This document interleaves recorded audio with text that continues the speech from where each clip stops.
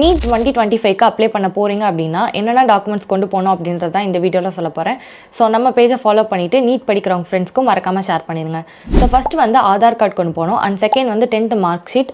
And third வந்து 12th mark sheet கேட்பாங்க. So 12th mark sheet வந்து உங்களுக்கு அந்த டைமில் இஷ்யூ பண்ணியிருந்தாங்க அப்படின்னா நீங்கள் அதை சப்மிட் பண்ணுங்கள்.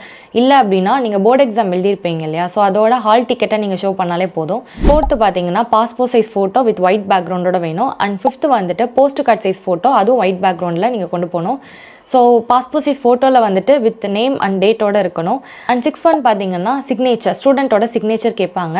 அண்ட் 7th ஒன் வந்து நம்ம லெஃப்ட் அண்ட் ரைட் ஹேண்ட் ஃபிங்கரோட தம் இம்ப்ரெஷன் கேட்பாங்க. ஸோ 8th ஒன் என்ன அப்படின்னா உங்களோட பெர்மனெண்ட் அட்ரஸும் அண்ட் ப்ரெசென்ட்டாக நீங்கள் எங்கே ஸ்டே பண்ணியிருக்கீங்க அப்படின்ற அட்ரஸுமே நீங்கள் கொடுக்கணும்.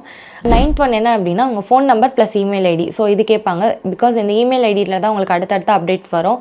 உங்களுக்கு நீட் எக்ஸாமோட ஹால் டிக்கெட் கூட உங்கள் மெயிலில் தான் அனுப்புவாங்க. ஸோ நீங்கள் எந்த மெயில் யூஸ் பண்ணுறீங்களோ கரெக்டாக அதை கொடுத்துருங்க. அண்ட் லாஸ்ட் ஒன் வந்து நம்ம ஆன்லைனில் வந்து பே பண்ணுற மாதிரி இருக்கும். ஸோ எவ்வளோ பே பண்ண சொல்கிறாங்களோ நீங்கள் அவ்வளோ பே பண்ணிடுங்க. இவ்வளோ தான் வந்துட்டு நீங்கள் அப்ளை பண்ணுறதுக்கான ப்ரொசீஜர். ஸோ இந்த வீடியோ உங்களுக்கு யூஸ்ஃபுல்லாக இருந்துச்சு. இன்னும் நீட் பற்றி நிறைய அப்டேட்ஸ் வேணும் அப்படின்னா என்னோட இன்ஸ்டாகிராம் பேஜை ஃபாலோ பண்ணிக்கோங்க. அண்ட் நீட் படிக்கிறவங்க ஃப்ரெண்ட்ஸ்க்கும் மறக்காமல் ஷேர் பண்ணுங்கள்.